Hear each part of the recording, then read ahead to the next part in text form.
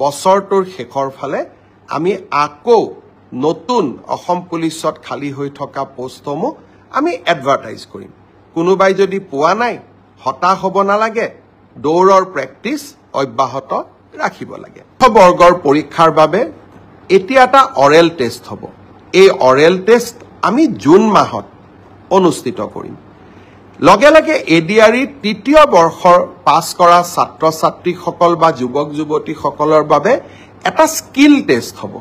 সেই স্কিল টেষ্টটো আমি অহা জুন মাহত আমি আৰম্ভ কৰিম।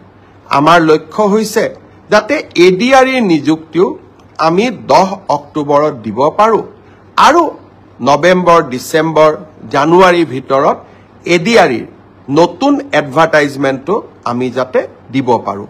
অৰ্থাৎ আমি আমাৰ যুৱক যুৱতীসকলৰ মাজত আশাৰ বন্তি গছি আমি জ্বলাই ৰাখিব খুজিছোঁ।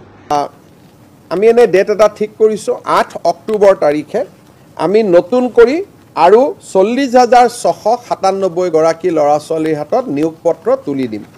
ইয়াৰ ফলত আমাৰ চৰকাৰৰ দিনত চাকৰি পোৱা ল'ৰা ছোৱালীৰ সংখ্যা 1,60,000ৰ সংখ্যা অতিক্ৰম কৰিব।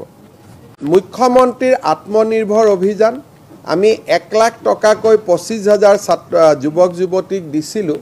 এইবাৰ অক্টোবৰক আমি তেওঁলোকক ছেকেণ্ড ইনষ্টলমেণ্টটো দিম। যিসকলে বাইকটা কিনি ল'লে তেওঁলোকে নাপাব, যিসকলে সফল ব্যৱসায় কৰিছে তেওঁলোকক আমি আৰু 1 লাখ দিম। অতিৰিক্তকৈ আৰু 75,000 যুৱক যুৱতীক আমি 1 লাখকৈ টকা দিম। মোৰ আত্মসহায়ক গ্ৰুপৰ সদস্যসকলক প্ৰতিশ্ৰুতি দিছিলোঁ যে আপোনালোকক আমি উদ্যমিতাৰ বাবে নতুন নতুন আপোনালোকে যাতে সৰু সৰু ঘৰতে থাকি মৌ পালন, হেণ্ডলুম এই কামবিলাক কৰিব পাৰে। প্ৰথমে 10,000, পিছত আমি 25,000 টকাকৈ আগবঢ়াম।